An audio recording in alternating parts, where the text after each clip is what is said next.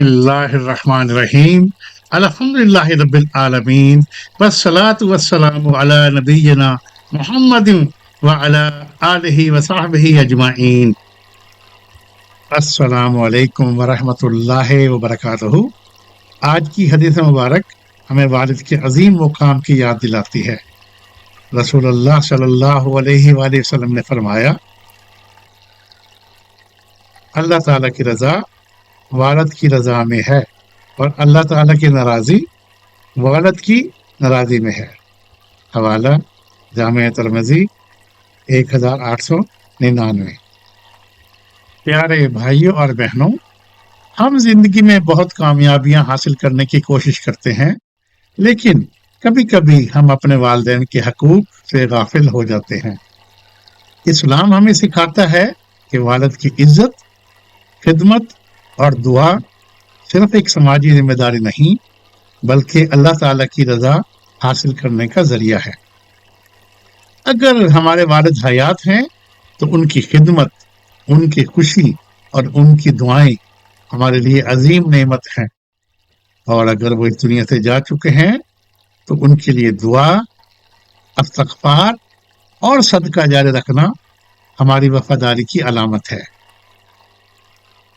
آئیے آج عہد کریں، اپنے والد کا احترام کریں گے، ان سے نرمی سے بات کریں گے، ان کی خدمت میں کوتاہی نہیں کریں گے، ان کے لیے دعا کرتے رہیں گے اور اللہ تعالیٰ کی رضا حاصل کرنے کی کوشش کریں گے۔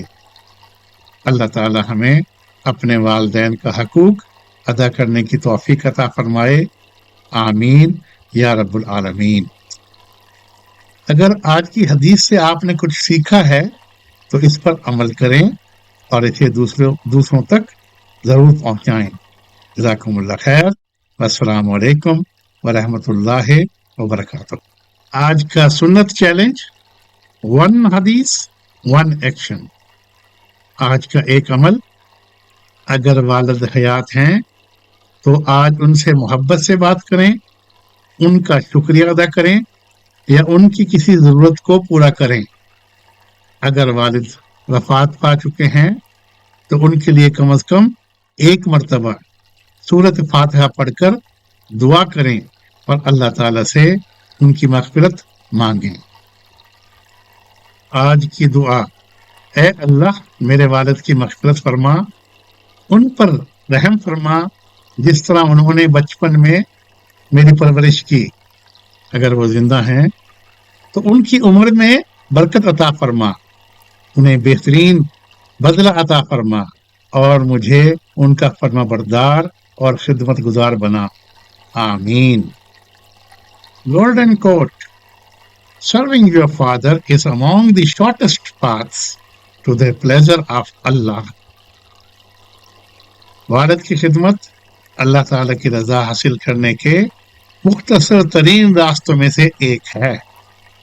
اے اللہ، اگر اس کام میں خیر ہے تو اسے قبول فرما، اور اگر اس میں کوئی کمی یا ریا ہو تو مجھے اس کی اصلاح کی توفیق دے۔ یا اللہ عز و جل ہر اس شخص پر اپنی بے شمار رحمتیں اور برکتیں نازل فرما جو حدیث مبارک کو سنتا ہے، اس پر عمل کرتا ہے اور اسے صدقہ جاریہ کی نیت سے دوسروں تک پہنچاتا ہے۔ انہیں دنیا اور آخرت میں بہترین اجر عطا فرما، ان کی مغفرت فرما اور اس عمل کو ان کے لیے ہمیشہ جاری رہنے والا ثواب بنا دے، آمین ثم آمین یا رب العالمین۔